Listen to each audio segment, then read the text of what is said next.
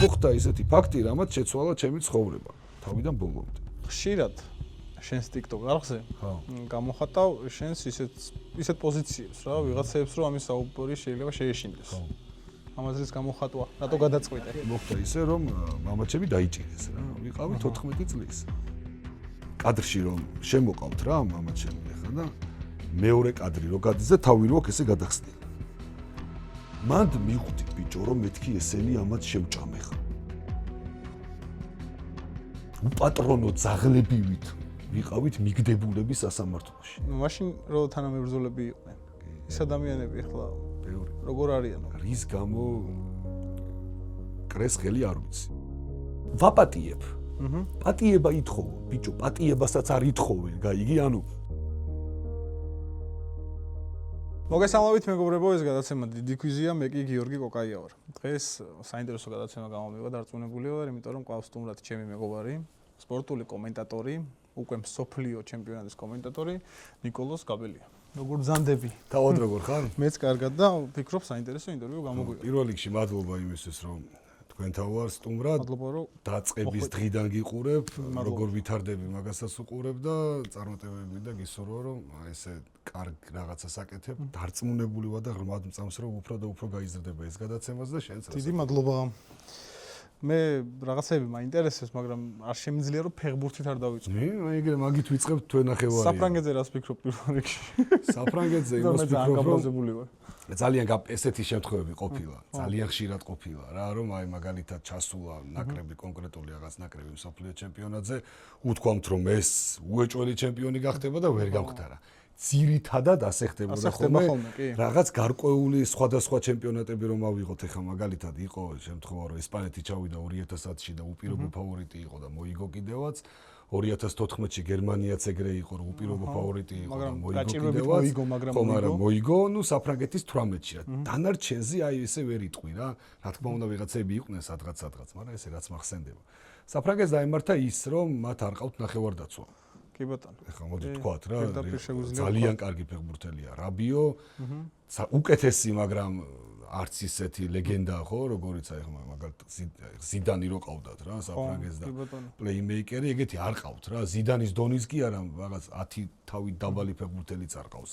ეგეთი, აი ის ხო, ანუ კანტე იყო ხო, რომელიც ხო, მაგრამ ტრავმა ჰქონდა და ის იყო, ვერ თამაშობდა. თან მით უმეტეს ევროპულ ფეხბურთს ჩამოშორდა და სულ სხვა იმისკენ წავიდა რა, უფრო ჯიბის გასქელებისკენ წავიდა და ნუ დაანება ფეხბურთს თავი, ასე ვთქვა. პროფესიონალურ ფეხბურთს. ხო, ანუ დაცვა მაღალი დონის, ნუ მაინც უფრო ცენტრალური დაცვა, ნახევარდაცვა არაფერი და თავდასხმა სუპერი, ანუ ეგეთი თავდასხმა საფრანგეთს არ ყოლია, რა ვიცი, ძალიან დიდი ხანია.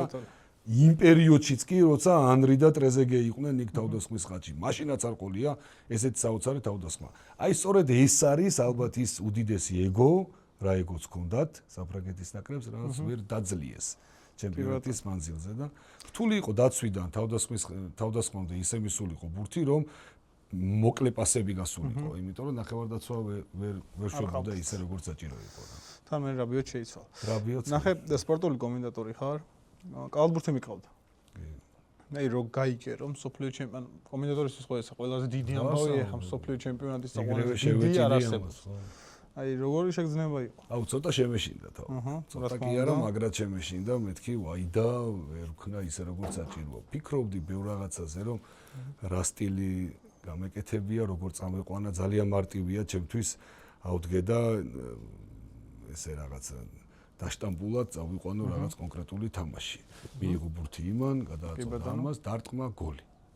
რა უნდა ამას? არაფერი არ უნდა. კალათბურთის თამაშები მიმყავს ზუსტად ესე არაორდინალურად. შემიძლია რაღაცა ინგლისურადაც ვილაპარაკო, რაღაც შეფასების დროს ავკვირდი, ავწილდე, კალათბურთს უხდება ასეთი რაღაცები. ფეხბურთსაც უხდება, მაგრამ არა ისე როგორც კალათბურთს. ანუ იქ შეიძლება ყოველ წუთში იყოს ეგ და აქ შეიძლება რაღაც სხვანაირად უხდეს თამაშიდან გამომდინარე რა. შევეცადი რომ ის ჟარგონს უცხოურად ვიტყვი, უცხო ენაზე, ვაიბი რა, როგორც ასე. ვაიბი გადმოვიტანე ფეხბურთში და ის რაღაც პატარა შეფასებებიც, თუნდაც ის რომ რაღაცა მომენტზე ძალისხმევა, ხუმრობებიც, ხო, მაგის გარეშე არ შეიძლება რა. ეხლა მაყურებელი ზის უყურებს ისიც ფეხბურთს გადასარევად კომენტატორის ხო ზოგადად, იმიტომ შეიქმნა რადიო რეპორტაჟები იყო და ადამიანებს თამაში რომ გაიგოთ რა ხდებოდა, კომენტატორი დასვეს, ამიტომ და ის კომენტატორი უყვებოდა ამას. ის სკოლა რაც იყო თავის დროზე, რასაც კოტე მახარაძე, რასაც ეროსი მანჯგალაძე მიყვებოდნენ, ის იყო რადიო კომენტატორობა და შემდეგ გადმოვიდა ტელევიზიაში ეს ყველაფერი და იდეალურად შეუხამეს გენიოსები იყვნენ, ზღაპრები იყვნენ, საოცრებები იყვნენ და დღეს უკვე ამას შოუს ელემენტები დაემატა, იმიტომ რომ ფეხბურთს უყურებ ტელევიზორში და ზოგი საერთოდ კომენტატორს ხმას უთიშავს და ისე უყურებს ხოლმე არსია. ძალიან რთულია ხო ბალანსის დაჭერა, ეხლა ვიღაცას მოწონს სიმღერა, მაგრამ არ უნდა იყოს რაღაცა გადამატებული, თორემ მე უკვე უარყოფითი ემოცია. აი ზუსტად ესეა. მე მქონია შემთხვევა, არ დავმავალ გამითიშავს ხოლმე ხმა. ხო, მეც მქონია, კომენტატორის გარეშე ფეხბურთს ვერ უყურებ, შანსი არ მაქვს, გამორიცხულია. იყო ერთი შემთხვევა, რომ ერთ-ერთმა ტელევიზიამ რაღაც კონკრეტული რაღაც პროტესტების გამო ხმა გათიშეს რა და ხმა აღარ იყო და უხმოდ უყურებდით ფეხბურთს და ეს იყო ალბათ ერთ-ერთი ყველაზე ცუდი წუთები თუ საათები ფეხბურთის ისტორიაში, რაც ჩემი თავიდან გამომდინარეა, რომ ვერაფერი ვერ გავიგე და მე რომ შევედი ხმების გადართვები იყო და რუსულად იყო და რუსულად უყურე, წარმოიდგინე და პროტესტი მიდიოდა სულ სხვა რაღაცას და რუსულად უყურე იქ ფეხბურთს და ცოტა შოკში ვიყავი, მაგრამ მე მიხვდნენ შეიძლება და ბიჭებისაც მესმის სულ ყველას ხეცები არიან, გიждები ყველა იმ კომენტატორზე, რომელიც იმ ტელევიზიაში არიან და ძალიან მაგარი პროფესიონალები არიან და ახლა თქვენ მე როგორც ვიცი, ახლა რუსთავიოზე როდესაც გადის ეტანტაზეს გადის ფეხბურთი და ერთი და იგივე ოფისიდან მიყავთ. ერთი და იგივე ოფისი, გვერდი კაბინეტში ვზივარ. არის აი მაგას როგორი ამბავია შიგნით. აი გეტყვი. თავიდან ცოტა ისეთი ის იყო, მოგეხსენებათ ახლა გინდა არ გინდა პოლიტიკური სიტუაციაა ძალიან ქვეყანაში, დაძაბული სიტუაციაა ისედაც და ასედაც და მხარდამჭერების შორისაც რაღაცა მე არ ვარ მათ შორის.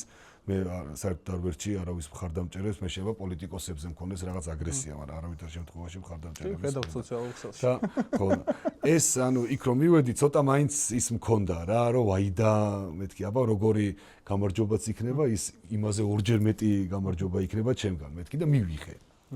და ზუსტად იგივე ვიგრძენი ამ ადამიანებისგანაც, რომ როგორი მისალმებაც იყო, იგივეს გავაკეთებ ჩვენ და შევეცადეთ და აუწიეთ რაღაცა თამასა ისე რომ ერთმანეთთან ძალიან კარგი ურთიერთობა ჩამოგვიყალიბდა. არანაირი კონკურენცია პირიქით. პირველი ტაიმის შემდეგ დავსხდებოდით ხოლმე აივანზე რომ რაღაც საუბრობდით და ერთმანეთს უზიარებდით მაგალითად რა ვთქვი, ან რა შეიძლება რომ თქვა, ან რაღაცა ამბავი ისეთი, რომელიც შენ არ იცოდი, ან იმან არ იცოდა და აქტოვანებული და ძალიან კმაყოფილი ვარ ამ ბიჭებით და ხეცები არიან თავის საქმეში რა. ისე ვისი ფანი ხარ? მადრიდის რეალის. სანაკრებოში საქართველოს. მე მაგრად მაინტერესებდა, ხო, საქართველოს რა თქმა უნდა. ხო, აი როგორი არის შენი აზრით, როცა ძალიან რთულია ხა ამ პოზიციიდან როგორი საუბრებ შენ, აი სიტყვაზე თუ ხარ ესპანეთის ფანი და ეთამაშება ესპანეთის საქართველოს, საფრანგეთს, აი ბალანსი როგორ უნდა დაიჭირო კომენტატორმა? აი ნახე მქონია რა შემთხვევა კალათბურთში რა, ზესტაფონის გულშემატკივარი ვარ ახლა თავის თავად ზესტაფონელი ვარ და მაგის გულშემატკივარი ვარ. კალათბურთის თამაში რომ მიდიოდა რა, ვცდილობდი რომ რა თქმა უნდა ეს ყველაფერი არ გამომეაშკარავებინა და გამომდიოდა ხოლმე ასე თუ ისე. ვინც ვიცოდა რომ ეხა იმის გულშემატკივარი, ისინი კი ხვდებოდნენ ეხა თავის თავად და რაღაცებს იჭერდნენ რა, მაგრამ როდესაც ნეიტრალური აი საქართველოს ჩემპიონატის თამაშს არ აკომენტირებ და აკომენტირებ მაგალითად არგენტინა ეგვიპტეს. და იქ ამბობ რომ მე ნეიტრალური ვარ. ცოტა შეიძლება ეგვიპტეს ვინ შემოადგენს რატომ უნდა გინდოდეს ჯერ მსოფლიო ჩემპიონატის ნახევარფინალში ეგვიპტის გასვლა ანუ ვინმე მითხრას და მოყვები რა ოკეი როგორც არ უნდა როგორც არ უნდა გეზიზღებოდეს არგენტინა და მესი რანაირად უნდა გინდოდეს ეგვიპტე რომ გავიდეს ნახევარფინალში ეგვიპტეს აი არგენტინა საფრანგეთი რომ იყოს იქ უნდა დაიჭირო ბალანსი იმიტომ რომ ვიღაცა გიყურებს ისეთი რომელიც საფრანგეთს გულშემატკივრობს ან პირიქით რა და იმათ არ უნდა აგინებინო თავი მოკლედ რო თქვა აქტივად რო თქვა რა, არ უნდა გაათიშინო ხმა, მეტი არა. ეხლა ყველაზე მეტად რომელი თამაში მოგეწონა? ამ ჩემპიონატზე?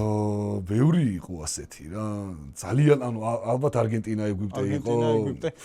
კომენტის იყო ძალიან მე ვიყავდა ეგ თავში. ხო. რუსთავიორზე ხო შემიყავდა კი. კივილი მქონდა, აღარ შემეძლო რა ბოლოს რო. ეგ თქვი თამაშის წინ თქვი რომ გადაცემაში ჩვენთან შუადღეში ვთქვი რომ მეთქი დღეს ისე წავიყვან თამაშს რომ ყველას მესის ფანი ვეგონები მეთქი და ასეც იყო ბევრმა დაწერა კომენტარებში ეს მესის ფანია და რაღაცა სპეციალურად ისე ვქენი რომ აბა ვნახოთ რა იქნება და წაიღო ამასობაში ის წვრთნელი რო იძახის რომ გაყიდული იყო ეს თამაში თუ FIFA-მ შეუწყო მესმის აქვს მაგის თქმის უფლება რატო ნუ აქვს იმიტომ რომ ბევრი რაღაცები იყო რა ჩემპიონატზე იყო ხო მაგრამ ეგ რაღაცა რაში ჭირდება ხო საჯის დახმარება. ამდენი ასისტენტი 45 წლის რომ იყოს, მაინც ეგრე იქნება რა, მაინც მაგარი იქნება და ნომერი პირველია. კი ბატონო. რა პელე და მარადონა. არავინ არ არსებობს ამ ქვეყანაზე მესიზე მაგარი ფეხბურთელი. დანარჩენი არის უკვე გემოვნების ამბავი. მე ზიდანი უფრო მომწონს, მაგრამ ეს იმას არ ნიშნავს, რომ ზიდანი მესიზე მაგარია. ან კრისტიანო უფრო მოგწონს და კრისტიანო მესიზე მაგარია. კრისტიანოც იქ არის, სადაც მესია. ოდნა ქვევით.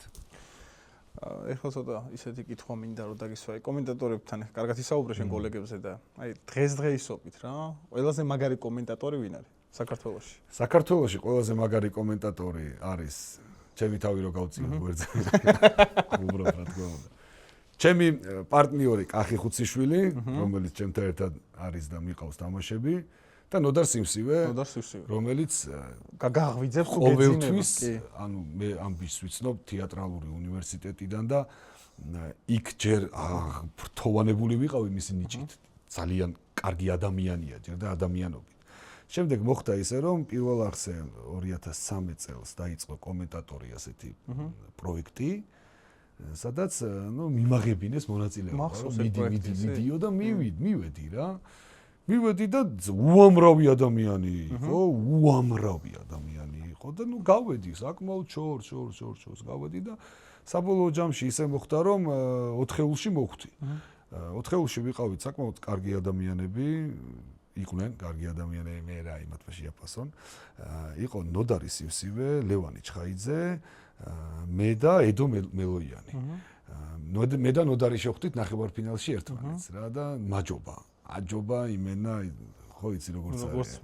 ერთი 3-0 მომიგო. ეგ ცხოვრებაშიც ეგეთია თან რა. 3-0 დამამარცხა რა. ეგეთი ენერგიის კაცია. ეგეთია თავიდან ბოლომდე. ვერაცებ ბევრჯერ ხა ვინც არის ცნობს უთქვავს რომ აი ბიჭო ცოტა ის არ მიყავს ცოტა ის ეგეთი ტიპია. ასეთი უნდა იყოს. ეგ რომ შეცვალო, აღარ იქნება საინტერესო რა. ამიტომაც არის საინტერესო რომ რაღაც არაორდინალურად მიყავდა და მიყავს თამაშები. აი ეგ მინდოდა ეგ ხაზი დამეჭირა და რაღაც პატარათი მიუახლოვდი, ესე მგონია. პატარათი თორე ნოდარი ჩემთვის კი ბატონო. დიმას არ ეწყინება იმედია და მინაშვილს ისინი მე ახალ თაობაზე ვიძახდი, ისინი ტოპები არიან და ლეგენდები არიან უკვე. ხშირად შენს TikTok არხზე გამოხატავ შენს ისეთ პოზიციებს რა, ვიღაცებს რომ ამის საუბარი შეიძლება შეეშინდეს. აი საიდან დაიწყო ეს შენი ესეთი პოლიტიკური აზრის გამოხატვა და ესე საჯაროდ შენი ესე თუ ისე მოსაწონი ვიღაცისთვის და რა თქმა უნდა ეხა ყველას მოსაწონს ვერ იტყვი ამ აზრის გამოხატვა და გადაწყვეტა. ნახე რა შედარებას გაკეთებ ბავშვობიდან რა ძალიან ღრმა პატარაობიდან ვიყავი ფეხბურთზე შეყვარებული. და კალათბურთზე. ყოველი დილა იწყებოდა გაზეთით რა, სპორტული გაზეთით და სკოლაში რომ მივდიოდი გაზეთს ვკითხულობდი რა. და დღეს თუ რაიმე ვიცი ფეხბურთიდან და იმიდან არის ეს არის წაკითხვის, კითხვის, გაზეთების და ინფორმაციის მიღების შედეგად ეს ყველაფერი. ანალოგიურად იყო პოლიტიკაშიც. ძალიან პატარა ვიყავი, აი რა ვიცი, 7-8 წლის შეიძლება რომ მეკითხებოდნენ ვინ არის იმის მინისტრი ვიძახდი რა, ანუ ყველა მინისტრი ვიცოდი ვინ იყო და ვიღაცებს რომ არ მეკითხებოდნენ ამას ვეუბნებოდი რომ ეს რატომ არ მკითხე, ესეც ვიცი რა და ის მეკითხებოდა აბა ესე და ნუ ძალიან დაინტერესებული ვიყავ. მე აი ვარდების რევოლუციის დროსაც ეხა ქუჩაში არ ვიყავი, პატარა 13 წლის ვიყავი რა თქმა უნდა, მაგრამ ვარდების რევოლუციის სხვადასხვა არ ვიყავით მომხრეები. ხო, მიშას მოსვლის ხელისუფლებაში ძალიან კარგად მახსოვს. თქვენი ოჯახი? ხო, ძალიან კარგად მახსოვს, იდეალურად მახსოვს ეგ ყველაფერი, არ ვიყავით, მაგრამ ნუ ეხლა რატო აი თუ გახსოვს ეგ იცი რა, სუ იძახდა რა, აი მამა ჩემი აი ოჯახში კაცები ვიცი იყვნენ, რომ ნუ ისეთ სიტყვას ხმარობდნენ, რომელიც ეხლა აქ არ გიჟია, ეს როგორ შეიძლება, მაგრამ რასაკვირველია, ყველანი ვიყავით თანახმა, რომ რაღაც ცვლილება უნდა მომხდარიყო და ჩვენ მზად ვიყავით ჩვენი შეცდომა გვეღიარებინა, თუ ქვეყანა წავიდოდა წინ და გამართდებოდა რა, რა თქმა უნდა, ხმას მივცემდი კი არა, 10-ჯერ მივცემდი ხმას. მაგრამ მე მოხდა ისეთი ფაქტი, რამაც შეცვალა ჩემი ცხოვრება, თავიდან ბოლომდე. სრულებით გარდაქმნა და თუ მქონდა ყველაფერი, ერთ საღამოს აღარ მქონდა არაფერი. კემპზე ვიყავით, საკალათბურთო კემპზე ვიყავით, მე და ჩემი დიშვილი გიგა კვეტენაძე, იცით ყველა? კი ბატონო. დიშვილია, ჩემი ალალი, ის კი ბიძაშვილი, მამიდაშვილი კი არა, ჩემი დიშვილი. ხო და წასულები ვიყავით, ვივარჯიშეთ კალათბურთიდან, უნდა წავსულიყავით შეკრებაზე რა, სადღაც და არ მოვიდა არავინ ჩვენს დასაყვანად რა, არც მამა ჩემი, არც ბიძა ჩემი, არა, რა ხდება მეთქი სად არის ეს ხალხი რა. ერთი 2 საათის მერე მოგვაკითხეს. ჩუმად არის ეს კაცი ხა, ბიძაშვილი ჩემი რა.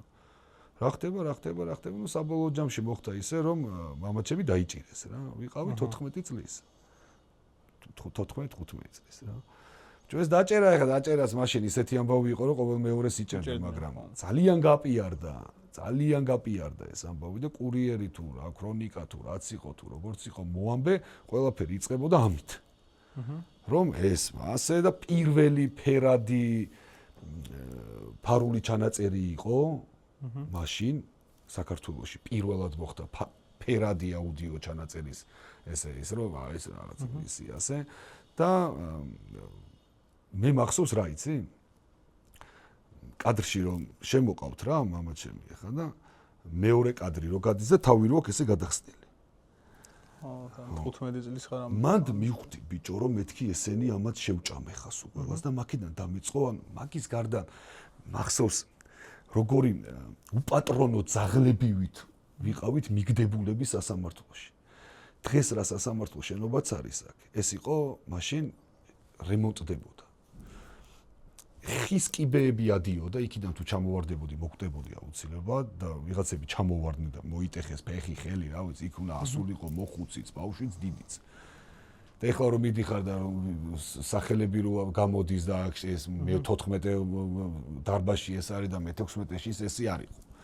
უნდა კარგად მოგესმინა რამოდენიმე 1000 ადამიანში როგორ კიოდა მოსამართლის ასისტენტი გოგო გვარს ის გვარი თუ გაგეპარებოდა ვერ შეხვიდოდი სასამართლოს და უსმენდით ყველა ამ სიცივეში ტალახში უბედურებაში რომ როგორმე გამეგო გვარი გაბელია რომ იქ წავსულიყავით და გვენახა შემდეგ სასამართლო იყო სრული ფარსი კატასტროფა საშინელება და მთელი ამ 8 წლის თუ 9 წლის განმავლობაში იყო ძალიან დიდი ზეწოლა ჩემზე იმიტომ რომ ეს უკუჩაში ვიყავ, სულ აქციებზე ვიდექი, გააჩერეთ ეგ ბიჭი, თორემ ამას კიდე დაუმატებთ. გააჩერეთ ეს ბიჭი და მე რომ მითხრეს მამა ჩემს სიძე მითხრა რომ ანუ უეჭველი რაღაცას უზავებ და გაჩერდიო რა, როგორ გავჩერდე მეთქი ახლა 18 წლის ბიჭი ვარ იმენა სისხლი მიდუხს რასაც ქვია და როგორ უნდა გავჩერდე მეთქი შანსი არა როგორ მივატოვო ჩემი თანამებრძოლები ესენი ყველა და დაუმატეს 2 წელიწადი.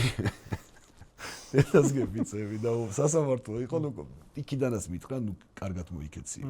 მე არა უშავს რა 7 წელი ვიჯდა კიდე ვიჯდებია. შენ მაგაზე არის დარდო მთავარია სწორად მოიქეციო რა.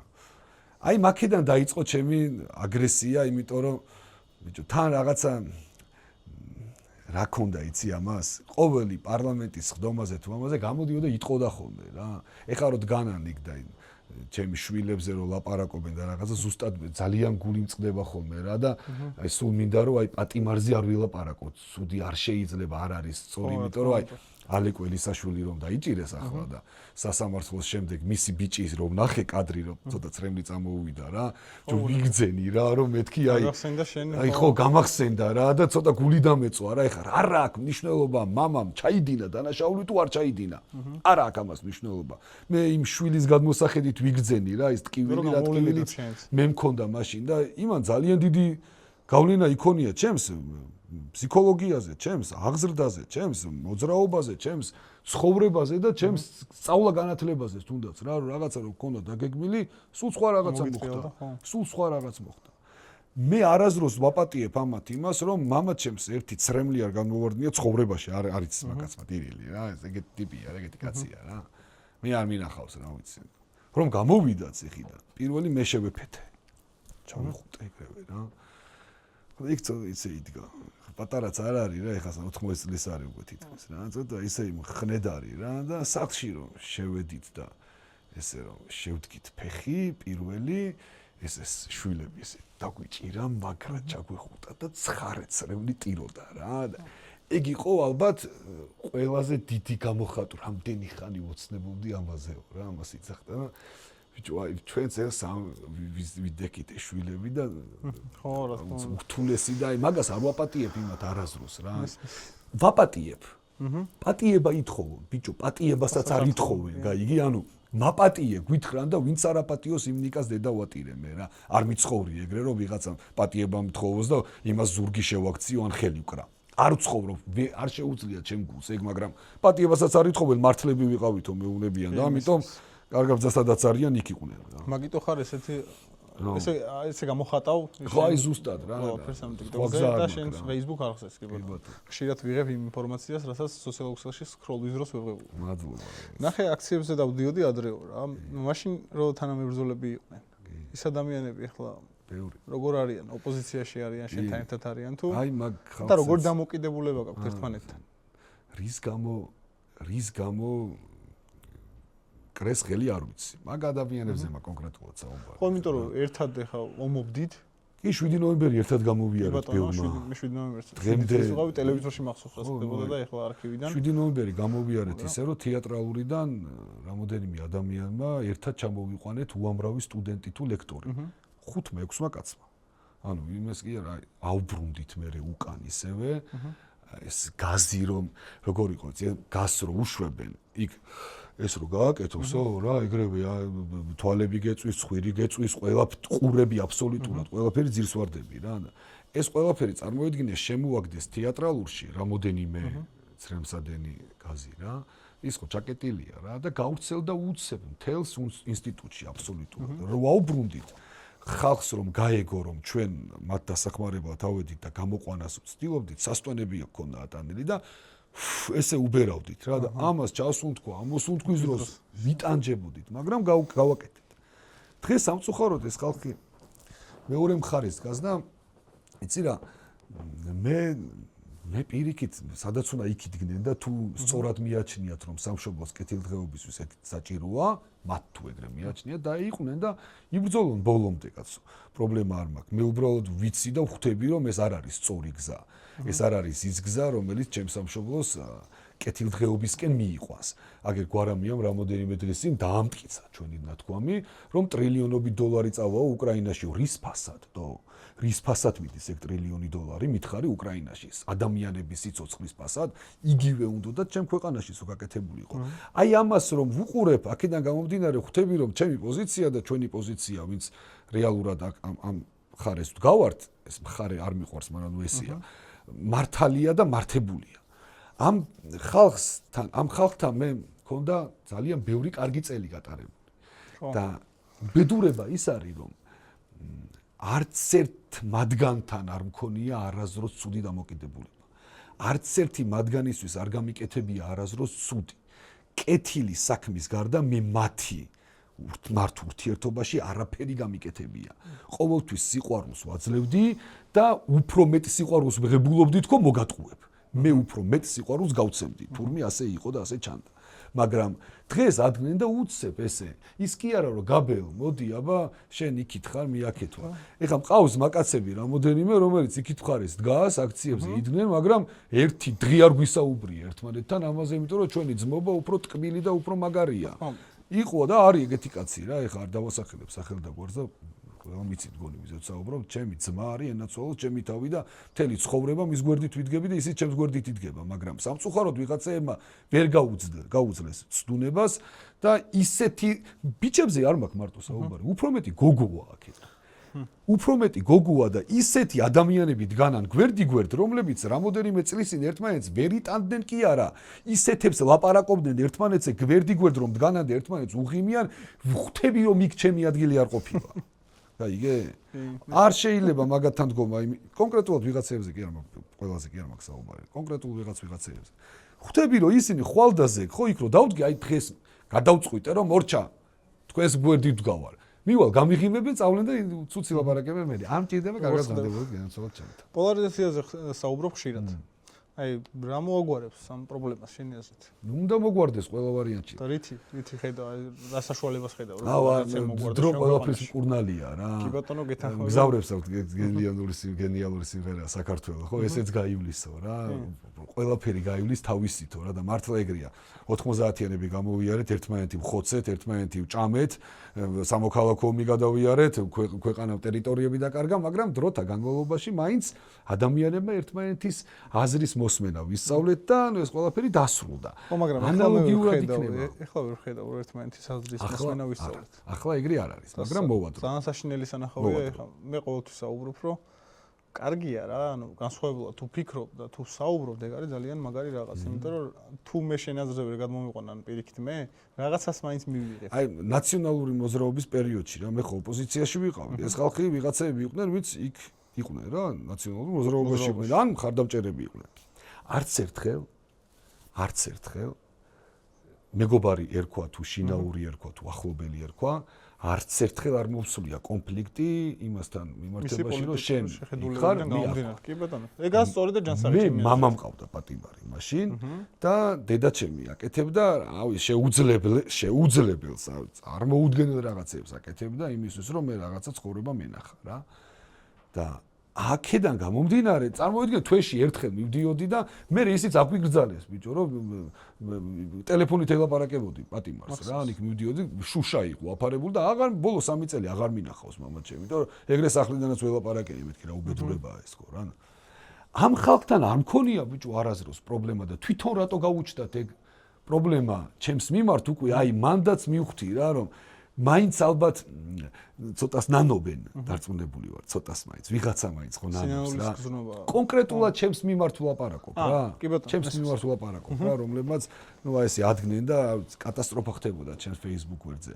ისეთი ხალხი და ისეთი ადამიანები მიწერდნენ რაღაცეებს, რომ ერთი მაინც ხო უნდა შემშულოდა ან კაცობაში, ან ადამიანობაში, ან ბოროტი ვიყო, ან რა ვიცი მომპარავი ვიყო, ან ვიღაცას შემთხვევით ცუდად ჩაუცურე ხელი გოგოებს, ან ვიღაცას ვაგინე, ეგეთი ტიპი რო ვიყო, კიდე ვიტყოდი რომ აი ამოუვარდა რა ჩემი რომ ჩაგრავდი და ეგეთი ადამიანი ცხოვრებაში არ ყოფილვარ და უცებ გადამისვეს ხაზი რა. კონკრეტულად იმ ადამიანებას თუ კარგად ბრძანდებოდნენ, მაგრამ დღემდე ვიძახი ამას რა. არ მჭირდება მათი ბოდიში რა, მართლა არ მჭირდება. სადმე რომ შემხვდნენ და ჩახუტება მოინდომონ, ორჯერ მეტად ჩავეხუტები. 10ჯერ მეტად ჩავეხუტები. მაგრამ ამას ვერ ხედავ და ვერ ხვდები. ვიღაცაებმა დაივიწყეს, იცი, აი რაღაცეებს რო გიწერდნენ იქ იმას. გონიათ რომ არ მომხდა რა და მე არ წამიკითხავს. ყველაფერი წავიკითხე, ყველაფერი მახსოვს.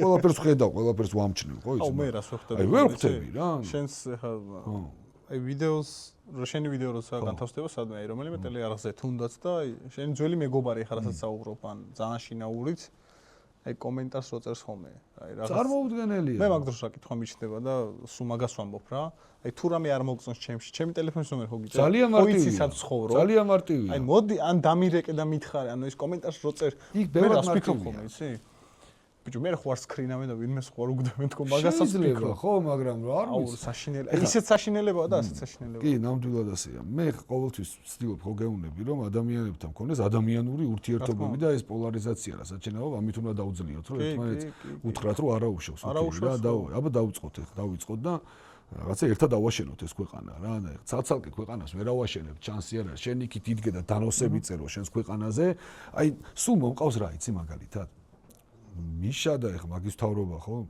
მესმის კაი რაღაცეი მაგრამ ზირითადად არ ვიყავი ხო კარგად ხო რომ ოპოზიციაში ვიდექით ან სერიოზულად რა მეც მახსოვს ინგლისში ვიყავით წასულები რა ჯგუფის თეატრალური უნივერსიტეტის სტუდენტები პირველად წავედით ინგლისში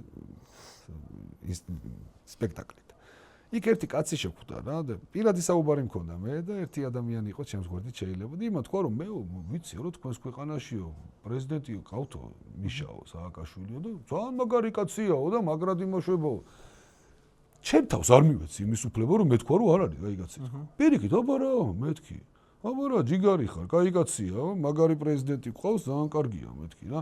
იმის თავი ვერ ვთქვი, ბიჭო, ჩემი ქვეყნა ვერ ვთქვი რა, ანუ ესენი ამათ როგორ მისდით ენა და როგორ მიდიან იქ და როგორ წერენ დანოსებს, ბიჭო, რომ აი ეს დანოსებიც მართალი იყოს, მაგის დედავატი ტყუილებს წერენ, ბიჭო და აგიჟებენ იმ ხალხს ის პერიოდი.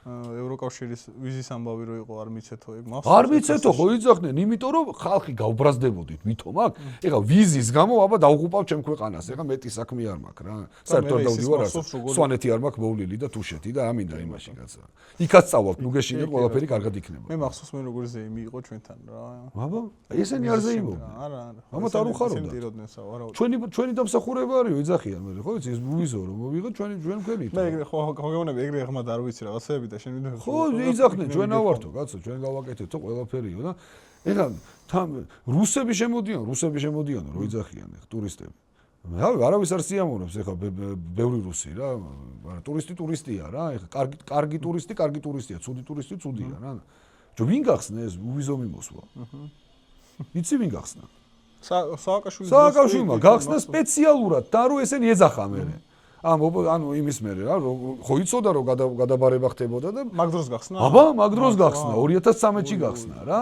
და ეგრევე დაიწყება მე ჩვენ ვილაპარაკებ თუ ამას რომ რუსები შემოდიან ამას გათვლილი ქონდა გეგმა ქონდა ყველაფერი ხანდახან უვარდება ხოლმე კოვზი ნაცარში როგორც ეხლა ხშირ შემთხვევაში დაუფასები არ შეიძლება რომ არ დააფასო ზოგადად სააკაშვილი როგორც პოლიტიკური ფიგურა სოფლიო ისტორიაში შევა რა როგორც რაღაც ან ისი ან ასე რაღაცა ვარიანტი შევა. ბოლოს ისე იქცევა რომ ხო, ცუდი სახელით, მაგრამ ცუდი სახელით შეიძლება შევიდეს, მაგრამ რაღაცები კარგი გაუკეთებია ამ კაცს. ეხლა ყველაფერი არ ვთქვათ რომ ცუდი გააკეთა რა, ეხლა ადამიანები ვარ ჩვენ და შეცდომები მოგდის, მაგრამ მან თავარი შეცდომა დაუშვა. რომელი შეცდომაც ყოველთვის მიყავხარ უსკრულისკენ, ყოველთვის. ეს არის ღმერთისკენ სავალი გზის უარყოფა. როგორც კი ღმერთისკენ სავალი გზისკენ გადაუხვევდა წახვალ მეორე მხარეს, მორჭა კინო დამთავრდა. რაც არ უნდა განათლება გქონდეს, რაც არ უნდა დიდი პოლიტიკური მოღვაწე იყო და დიდი ამბები გქონდეს თავში, გეგმები ვერ გაკაჩავ. შანსი არ არის, იმიტომ რომ ეშმაკი გაჯობებს. მარტივი ლოგიკაა რა მეტი არაფერი. ამ კაცს ჰქონდა საშუალება რომ წასულიყო ანაკეთ. ეხლა თქვენ აირჩიეთ ღმერთი რომელი და ეშმაკი რომელია. წავიდა პირიქით. და მე რაც მოხდა და როგორც ხდება დღესდღეობით კი ვხედავ და კი ვამჩნევთ. რადგან პოლიტიკაზე ამდენი ვისაუბრეთ, მე მაქვს რუბრიკა ტოპ 5 და შენ შემთხვევაში მე მაინტერესებს ტოპ 5 ქართველი პოლიტიკოსი, რომელიც არ უნდა იყოს პოლიტიკოსი. აი მიდი, დავიწყე. ვინ არის? შენ უნდა ჩამოთვალო. მე 5 ადგილით დავიწყებ. წარსულშიც იყოს? როდესაც საიდანაც გინდა. წითლიძე? მე 5 ადგილი. არა, გადავდოთ გვერდზე. გეტყვი მე სად რომელ ადგილზე. მოდი იყოს.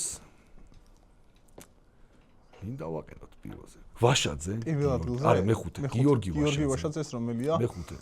ეს რომელია სახშიო, ხო? ეს რომელია ის რო აი რა ქვია? ხუჭუჭაროა. ჭიჭე ვაშაძე? მე-5 ადგილი. მე-4 ადგილი ზურა გირჩი ჯაფარიძე.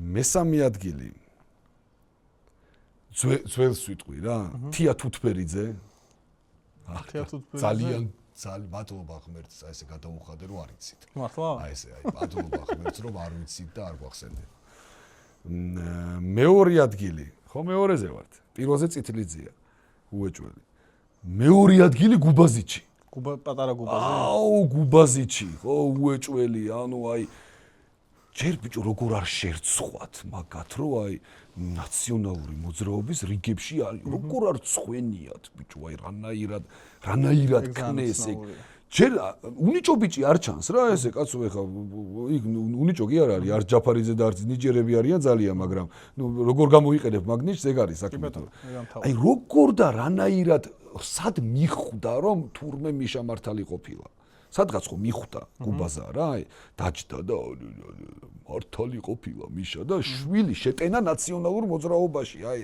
წარმოუდგენელი და გუბაზიჩი რა ერთად მეორე ხო ერთად მეორე ადგილზე და პირველი ადგილი ანა წითლიძე ხო კარგი რა ვიცი მადლობა მინდა გითხრა მე არ ვიცოდი რაღაცეები შენი წარსულიდან ძალიან საინტერესო იყო და რა ვიცი წარმატებები ფილმი გადაიღეს ბიჭო მე რომელი როგორ აი ესე რაღაც გახსნილია, ასეთი ის გააკეთეს დოკუმენტური ესენი და იქ ყვებიან 9 საათის განმავლობაში როგორ დაიჭირეს თენგის გაბელია მამაჩემი.